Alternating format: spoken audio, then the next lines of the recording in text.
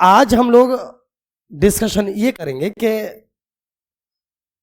Consignor के book में तो आपने देख लिया ना कौन कौन सा अकाउंट बनता है। कंसाइनर के बुक में कौन कौन सा अकाउंट बनता है बताइए, बोलिए जल्दी बोलिए। कंसाइनमेंट अकाउंट बनता है, उसके बाद कंसाइनी का अकाउंट बनता है, उसके बाद good Saint on consignment and consignment stock account बनाया जा सकता है। ये 4 अकाउंट्स बनाए जा सकते हैं। इसमें से 2 जो सबसे इंपॉर्टेंट अकाउंट है वो कौन सा अकाउंट है? कंसाइनमेंट अकाउंट और कंसाइन अकाउंट। क्लियर? आज के क्लास में हम लोग ये डिस्कशन करने जा रहे हैं कि कंसाइनी के बुक में कौन सा अकाउंट बनेगा। मेनली कंसाइनर अकाउंट जो बनाएंगे वो कैसे बनाएंगे और रिलेटेड जर्नल एंट्रीज क्या करेंगे।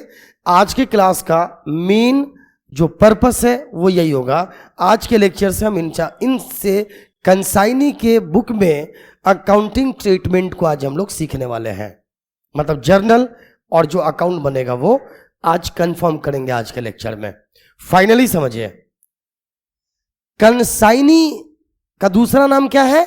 एजेंट। बोलिए कंसाइनी का दूसरा नाम क्या है? एजेंट है कंसाइनी का दूसरा नाम। तो ये जो है ना कंसाइनी, किसके बुक में हम लोग ये देखने वाले हैं? कंसाइनी के बुक में ये पढ़ने वाले हैं कि अकाउंट कौन, कंसाइनी किसका अकाउंट बनाएगा? कंसाइनर का अकाउंट बनाएगा। फिर से समझिए, क्या कंसाइनी को, ये मैं बता चुका हूं और फिर रिपीट कर रहा हूं, ये लगातार लेक्चर का सीरीज जब आप देखोगे ना तो ये कंफर्म हो जाएगा। वो चेन अपने आप कनेक्ट कर पाओगे। चेन की सभी कड़ियों को कनेक्ट कर लीजिए, कंसेप्ट क्लियर होगा आपका। मैंने बताया था कि कंसाइनर ही कंसाइनमेंट अकाउंट बनाता है। कंसाइनमेंट अकाउंट बनाने की जरूरत कंसाइनी को है ही नहीं, क्योंकि कंसाइनी को इस बात से मतलब क्या है कि प्रॉफिट क्या आया है। इसको सिर्फ मतलब इस बात से है कि इसका कमीशन क्या आया है। बिजनेस एक्चुअल में कंसाइनर का है, कंसाइनी का नहीं है। इसको अपने कमीशन से मतलब रखना है और time to time account sales किसको भेजते रहना है? कंसाइनर को भेजते रहना है, ताकि कंसाइनर रिलेटेड जानकारी से वो अपना कंसाइनमेंट अकाउंट बना सके और खुद कंसाइनी का भी अकाउंट बना सके। तो भाई कंसाइनी को कौन सा अकाउंट बनाना है? कंसाइनी को किसका अकाउंट बनाना है? कंसाइनर का अकाउंट बनाना है। मतलब कि एजेंट को किसका अकाउंट बनाना है? प्रिंसिपल का अकाउंट बनाना है। ये एजेंट को जो प्रिंसिपल का अकाउंट बनाना है, क्यों बनाना है? एजेंट को प्रिंसिपल का अकाउंट क्यों बनाना है? एजेंट को प्रिंसिपल का अकाउंट इसलिए बनाना है ताकि उसको फाइनली यह पता चल सके कि हमें अभी कंसाइनर को क्या देना है या फाइनली उससे क्या लेना है। नॉर्मली देना ही होता है। तो वो सारे अब वो जो भी ट्रांजैक्शन करेगा, जैसे कि एग्जांपल मैं आपको डिफरेंस करके थोड़ा सा बताता हूं। जब कंसाइनर खुद एक्सपेंस करता है तो वो डेबिट किसको करता है? कंसाइनर की बात कर रहा हूं मैं अभी, थोड़ा आराम से समझते रहेंगे। कंसाइनमेंट अकाउंट को डेबिट करता है। किसको डेबिट करता है? और क्रेडिट किसको करता है मालूम है ना आपको? वो क्रेडिट किसको करता है? पैसा गया ना जी, तो कैश या बैंक अकाउंट को क्रेडिट करता है। वो डेबिट उसने किया किसको? कंसाइनमेंट अकाउंट को। बट क्रेडिट किसको किया? कैश या बैंक अकाउंट को, खुद के द्वारा किए गए एक्सपेंस के लिए। वो एक्सपेंस जो उसने खुद ने किया है, इसके लिए वो कंसाइनमेंट को डेबिट करेगा और बैंक को क्रेडिट करेगा। अगली बात, जब उसका एजेंट, मान लीजिए मैं प्रिंसिपल हूं, यानी मैं कंसाइनर हूं, आप मेरे कंसाइनी हो। अगर आपने मेरे बिजनेस के लिए एक्सपेंस किया है, अगर आपने कंसाइनमेंट पे कुछ खर्च किया है, तो मैं डेबिट किसको करने वाला हूं? बोलो बोलो जल्दी बोलो। कंसाइनमेंट अकाउंट में फिर भी डेबिट करूंगा और क्रेडिट किसको करूंगा? कंसाइनी के अकाउंट को। मतलब मैं कंसाइनमेंट को डेबिट करके आपको क्रेडिट कर दूंगा। लेकिन एक बात बताएं, कंसाइनी को वर्ड कंसाइनमेंट से कोई लेना देना है ही नहीं। कंसाइनी अपने बुक में कंसाइनमेंट वर्ड यूज करेगा ही नहीं। वो कंसाइनमेंट वर्ड का मतलब जानता भी नहीं है, उसको मतलब ही नहीं रखना है। वो सीधे सीधे मतलब किससे रखेगा? कंसाइनर से मतलब रखेगा। उसको बस इतनी सी बात पता है, इस बात को कंफर्म कर लो, सारे जर्नल एंट्रीज कंफर्म हो जाएंगे और अकाउंट भी क्लियर हो जाएगा। बस इतनी छोटी सी बात क्लियर कर लो कि आप मेरे एजेंट हो। अगर आपको सिर्फ इस बात से मतलब रखना है कि आपको, अगर आपने मेरे लिए कुछ खर्च किया है ना, तो अल्टरनेटिवली आपने मुझे दिया है तो आप मुझे डेबिट कर दो। आपने मेरे बिहाफ पे कुछ लिया है ना, तो आप मुझे क्रेडिट कर दो। That's all. फिर से समझिए, आपने मेरे लिए खर्च किया ना, मेरे लिए खर्च किया, अल्टरनेटिवली आपने मुझे दिया। क्या यस है नो? आपने मुझे दिया, तो जब आप मेरे लिए खर्च करोगे तो आप मुझे डेबिट कर दो। और जब भी आपने मेरे बिहाफ पर इनकम किया है, तो इसके लिए मुझे आप क्या कर दो? क्रेडिट कर दो। बात खत्म। चलो, अभी हम सभी कंसाइनी बनकर सोचते हैं। हम सभी इस वक्त क्या है? कंसाइनी है। मतलब अपने आप को आप कंसाइनी मानो। हर कोई अपने आप को कंसाइनी मानिए। आप मानिए आप सिंगल ही हो ना, और वैसे भी हो, और किसी बाहरी व्यक्ति को हम प्रिंसिपल मानते हैं। ठीक है? हम इस तरह सोचेंगे कि हमने प्रिंसिपल के लिए यानी कंसाइनर के लिए कुछ खर्च किया, तो हमने उसके लिए खर्च किया, अल्टरनेटिवली हमने उसको दिया। भाई हमने किसी के लिए, आप साथ में दो दोस्त कहीं जा रहे हैं, आपके एक दोस्त ने पेन खरीदा मान लो 100 रुपए का, आपने अपने दोस्त को 100 रुपए दोस्त के हाथ में ना देकर आपने दुकानदार को दे दिया। अल्टरनेटिवली आपने किसको दिया? किसको दिया? दोस्त को ही दिया ना। तो आप डेबिट किसको करोगे? आपने दोस्त को करोगे। किस रूल के according? Debit the receiver. First rule of golden, first rule जो गोल्डन रूल्स का है वो क्या है बताइए? Debit the receiver. तो बस इजी वे में देखिए, जब हम कंसाइनी बन के सोचें, प्रिंसिपल के लिए एक्सपेंस करेंगे, प्रिंसिपल को डेबिट कर देंगे। अब अगली बात, कमीशन के लिए जो हमारा कमीशन बनता है, इसके लिए प्रिंसिपल को डेबिट करेंगे कि क्रेडिट करेंगे?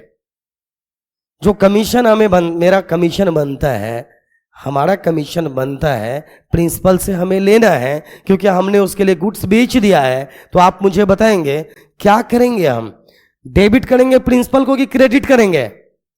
हमारा हर लेन देन का कनेक्शन किससे होगा? प्रिंसिपल से होगा। हमें कंसाइनमेंट वर्ड से कोई लेना देना है ही नहीं। कंसाइनमेंट वर्ड कंसाइनर के लिए है, हम एजेंट हैं, हमें कंसाइनमेंट वर्ड से कोई लेना देना नहीं है। हम अपने सभी ट्रांजैक्शंस का रिलेशन सीधे कंसाइनर से करने वाले हैं। हम यहां पर कंसाइनर का पर्सनल अकाउंट बना रहे हैं। फाइनली ये पता करना है कि उससे लेना क्या है और देना क्या है। हमने उससे क्या क्या ले लिया और उसको क्या क्या दे दिया, बैलेंस क्या बच गया। इसी पॉइंट ऑफ व्यू से कंसाइनर का अकाउंट बनाता है, और कोई मकसद है ही नहीं। तो भाई कमीशन हमें लेना है ना, किससे लेना है? तो इसका मतलब उसको डेबिट करना पड़ेगा। तो हम यहां पर कंसाइनर को डेबिट करेंगे। तो अपने एक्सपेंस के लिए कंसाइनर को डेबिट करेंगे, अपने कमीशन के लिए हम कंसाइनर को डेबिट करेंगे। अगर हमने उसको कुछ पेमेंट कर दिया हुआ है ऑलरेडी, तो ऑलरेडी वो रिसीवर है, तो भी हम उसको डेबिट करेंगे। लेकिन जब हमने गुड्स बेचा, तो वो गुड्स किसका है? एक्चुअल में कंसाइनर का है। उसकी वजह से हमने इनकम किया, तो हम कंसाइनर को क्या कर देंगे? क्रेडिट कर देंगे। अपने आप बैलेंस निकल कर आ जाएगा, और यहीं पे सारे जर्नल एंट्रीज भी आप समझ जाओगे। तो पहले चलिए, मैंने ये बात क्यों समझाई थी आपको मालूम है? कंसाइनर के बारे में। कंसाइनर ही कंसाइनमेंट वर्ड यूज करता है, कंसाइनी को इससे कोई लेना देना नहीं होता है। अब सारे एंट्रीज भी, जर्नल एंट्री भी समझ में आ जाएगा। देखो मैंने क्या कहा, हमने एडवांस दिया है। क्या दिया बोलो? एडवांस दिया। किसको? हम लोग अभी कौन है? आराम से बताइएगा। हम लोग कंसाइनी है। हमने एडवांस किसको दिया? बोलो बोलो, यहां देखो, किसको दिया? हमने कंसाइनर को दिया। कंसाइनर को जैसे ही एडवांस देंगे तो पाने वाला कौन है? कंसाइनर है ना। और गया क्या? कैश या बैंक। क्लियर? तो कैश या बैंक लिख सकते हैं। तो हम यहां पर डेबिट क्या करेंगे? Consignor account debit to bank account. बात समझ में आ रही है क्या? कोई शक है? तो एक जर्नल एंट्री बन गया, consignor account debit to cash या bank account for advance payment and so on. फिर हमने कंसाइनर के लिए खर्च किया। कंसाइनर के लिए खर्च कौन सा याद है? अरे गुड्स आया था, हमने गुड्स को अनलोड करवाया, गोडाउन रेंट दिया, गोडाउन इंश्योरेंस करवाया, इलेक्ट्रिसिटी बिल दिया एंड सो ऑन। किसी भी तरह का एक्सपेंस जो हमने किया है वो कंसाइनर के लिए ही किया है, क्योंकि बिजनेस उसका है, कमीशन हमारा है। तो उसकी वजह से जो हमारा एक्सपेंस है, इसके लिए भी उसको क्या करेंगे? डेबिट। तो अगली एंट्री क्या बनेगी? Consignor account debit to bank account. This is for expenses. अब आइए, कमीशन उससे लेना है ना, तो हम उसको क्या करेंगे? डेबिट करेंगे, क्योंकि उससे लेना है कमीशन। और यहां पर टू क्या लिखेंगे? कमीशन। ध्यान से एक बात और समझ लीजिए, journal entry will be consignor account debit to commission. अब वाई कमीशन? ऑब्वियस सी बात है कि कमीशन हमारे लिए इनकम है ना। कमीशन मेरे लिए क्या है? बोलो, अरे बोलो, मेरे लिए इनकम है। अगर हम एजेंट हैं तो ये कमीशन इनकम है। तो इसलिए third rule, credit all income and gains. तो कमीशन क्रेडिट भी हो गया और कंसाइनर डेबिट भी हो गया, क्योंकि ये कमीशन हमें कंसाइनर से लेना है। तो third entry will be consignor account debit to commission account. कितनी एंट्री पढ़ लिए? एंट्री नंबर 1 बताइए, फट से बताइए। पहली entry consignor account debit to bank forward, किस बात के लिए?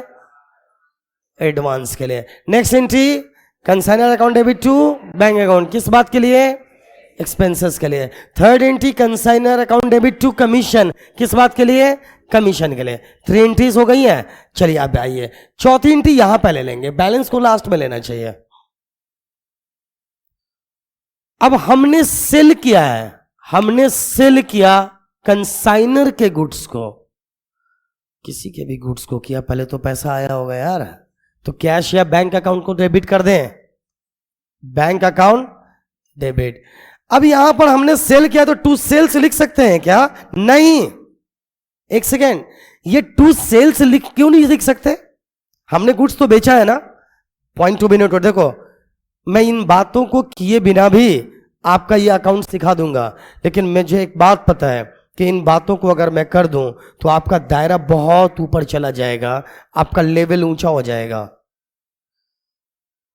हम लोग कंसाइनी है इस वक्त, हमने कंसाइनर के गुड्स को बेचा है, कंसाइनर के गुड्स को बेचा है।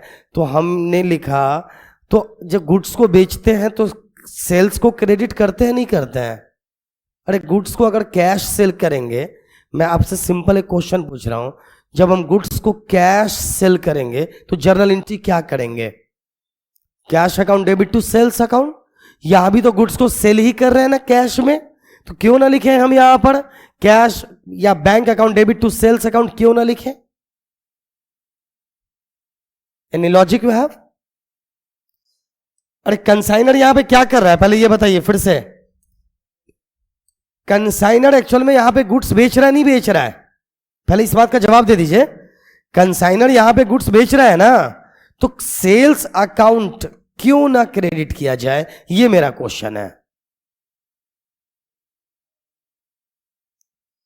सेल इसलिए क्रेडिट नहीं किया जाएगा क्योंकि ये सेल हमारा नहीं है। सेल्स को हम इनकम की तरह ट्रीट करते हैं, तो ये सेल हमारा नहीं है। इस सेल में सिर्फ कमीशन हमारा है। बात समझ रहे हैं? सेल तो हम कर रहे हैं, बट हम किसी और के बदले सेल कर रहे हैं। किसी और का के जो हमने ड्यूटी ले रखा है ना उसके गुड्स को सेल करने के लिए, इसलिए सेल कर रहे हैं। एग्जैक्टली ये हमारा सेल है ही नहीं। हाँ, इस सेल्स में हमारा कमीशन है सिर्फ, जिसको हम क्रेडिट करेंगे, और कर दिया है हमने। तो सेल क्रेडिट क्यों नहीं होगा? क्योंकि ये हम अपने ही गुड्स को सेल नहीं कर रहे हैं, हम किसी और के गुड्स को किसी के बिहाफ पर सेल कर रहे हैं। तो जिसके बिहाफ पर सेल कर रहे हैं हम उसको क्रेडिट करेंगे। That is why consignor account will be credited. तो इसलिए एंट्री क्या होगी? Bank account debit to consignor account. मेरे ख्याल से बात समझ में आ गई है। बस इस एंट्री के पीछे सेल्स ही छुपा है, बट ये इनडायरेक्टली सेल से डायरेक्टली सेल नहीं है, इसलिए हम इसको एंट्री को हम इस तरह ना करके इस तरह करेंगे। तो कितनी एंट्री हो गई बताओ? 4। अब बैलेंसिंग फिगर, अब मान लीजिए कुछ पैसा बचा है जिसका हमें पेमेंट लेना है, तो इस तरह से पेमेंट देना है। अगर मैं कंसाइनी हूं तो हम क्या देंगे? पेमेंट देंगे क्या? अगर हम सभी कंसाइनर है तो हम कंसाइनी है, तो हम कंसाइनर को बैलेंस अमाउंट देंगे। तो जैसे ही बैलेंस अमाउंट देंगे तो किसको देंगे? कंसाइनर को देंगे। तो रिसीवर कौन होगा? तो कंसाइनर क्या होगा? डेबिट। और जब पैसा देंगे तो पैसा जाएगा ना, तो फिर क्या लिखेंगे? To bank account. अगर मैं कहूं कि ये 5 एंट्रीज सभी स्टूडेंट को याद हो गया होगा, तो याद हो ही गया होगा, आपका दिमाग अपने आप काम करेगा। चलिए, पहली एंट्री, एक तरफ से एंट्री बताओ फिर बोलना। इसीलिए मैं आपको अलग से जर्नल एंट्री नहीं लिखवा रहा हूं, ध्यान दे रहे हो ना। वो काम अगर मैं पहले आपको कहूं कि journal entries in the books of consignee अगर मैं आपको लिखवा दूं, तो आप समझने से ज्यादा परेशान हो जाओगे। आपके दिमाग में एक टेंशन स्टार्ट होगी, अरे यार इसको भी याद रखना है क्या? नहीं, याद को रटने की तो जरूरत है ही नहीं। मैंने बार बार कहा है कि आपने अपना नाम याद रखा हुआ है, बार बार रिपीट करते हो क्या डेली बेसिस पर कि मेरा नाम क्या है, कंफर्म कर लें कहीं भूल जाए तो। आपको आपके मोहल्ले का नाम तो पता होगा, आपको आपके माता पिता का नाम डेली रिपीट करने की जरूरत पड़ती है क्या? नहीं। क्यों? क्योंकि इन सारी चीजों को आप दिल से एक्सेप्ट कर चुके हो, समझ चुके हो, सवाल ही नहीं उठता।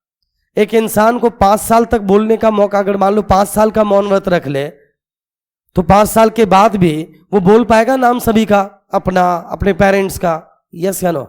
हाँ। क्यों? ठीक उसी तरह से आपको इसे भी रटने की जरूरत नहीं है।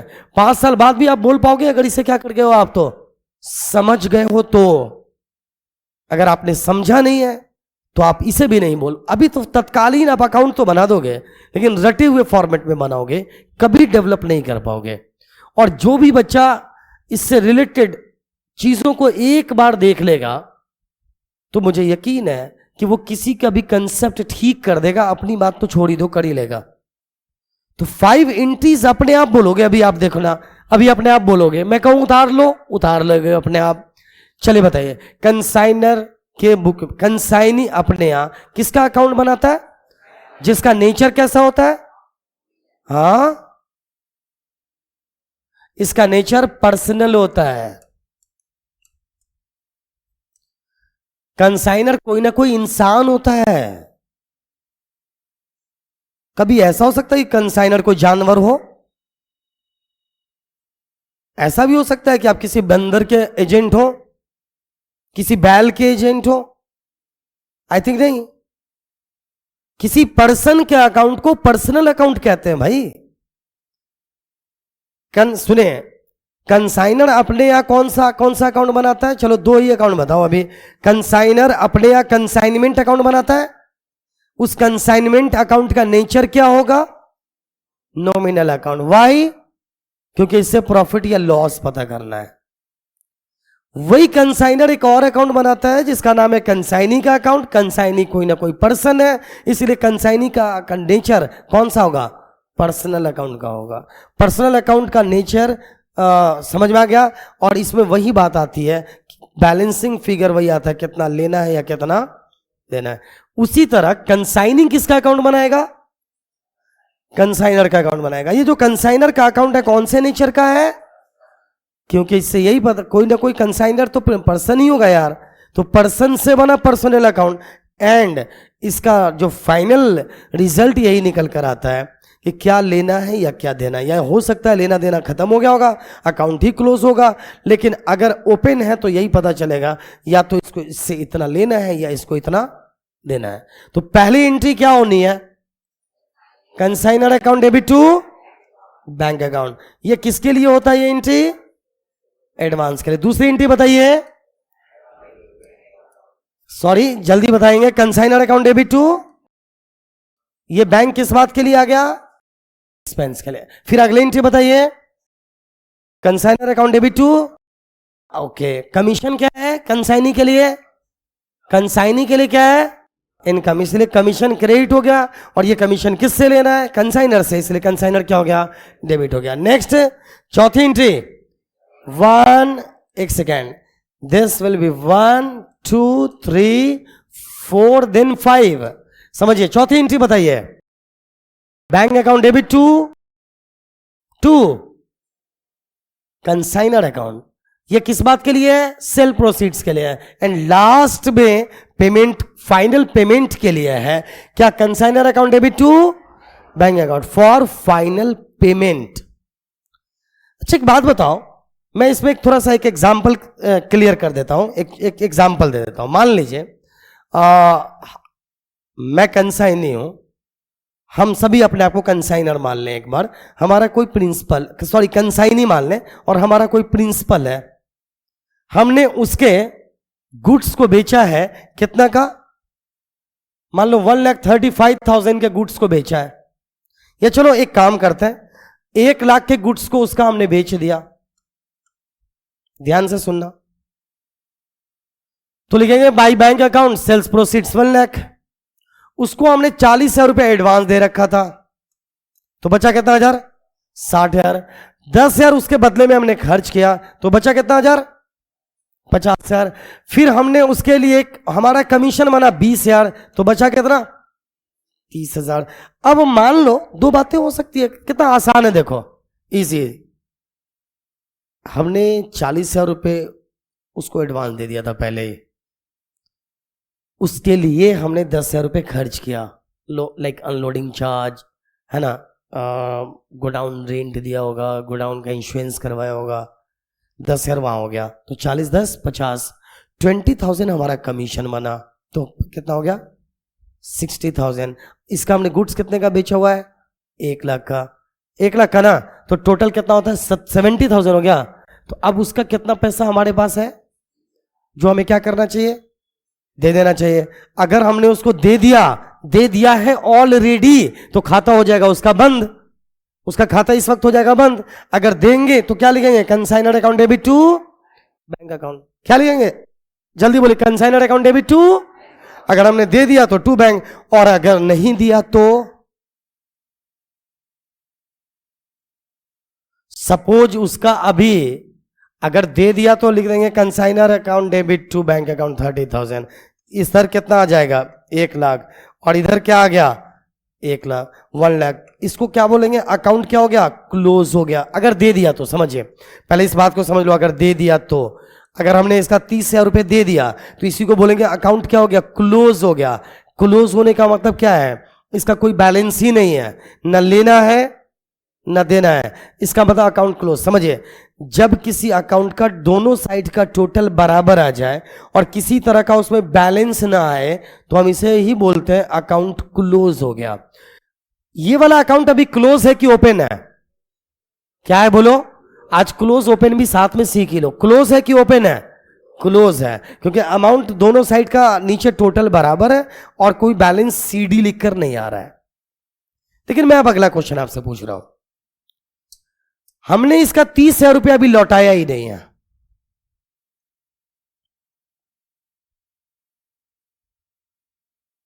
भाई हम लोग एजेंट है ना, हमने प्रिंसिपल का 30,000 रुपया अभी नहीं लौटाया है।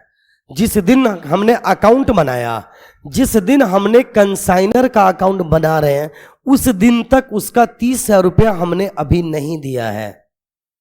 देन क्या करेंगे हम? तो इसका मतलब टू बैंक तो आएगा नहीं। अरे ये टू बैंक आएगा बैलेंसिंग फिगर वाला, आएगा या नहीं आएगा? सीख लो सीख लो, मौका है अभी सभी स्टूडेंट को। ये आएगा नहीं, जब तक हमने पैसा नहीं दिया तो ये कहां से आएगा? अगर आ गया होता तो 30,000 लिख गया होते, अकाउंट क्लोज हो गया होता। अगर 30,000 आज तक के डेट पर बकाया है, then we will write to balance CD carry down कितना? 30,000। यही रिजल्ट आएगा और क्या होगा? अब यहां पर जब ये रिजल्ट आएगा तो ये बताओ ये अकाउंट ओपन है कि क्लोज है? हाँ, क्योंकि बैलेंस सीडी है, अभी लेन देन बाकी है, मतलब अकाउंट ओपन है। लेन देन खत्म हो गया है अब तक का, मतलब कि ना लेना है ना देना है, बराबर हो गया है ना, तो इसी को बोलेंगे अकाउंट क्लोज हो गया। और अगर अक्सर आपको मैं एक और एग्जांपल बताता हूं, घरेलू अंदाज से मैं बताऊं। आपके पड़ोस में एक दुकानदार है, वहां से आपके घर का सामान आता है,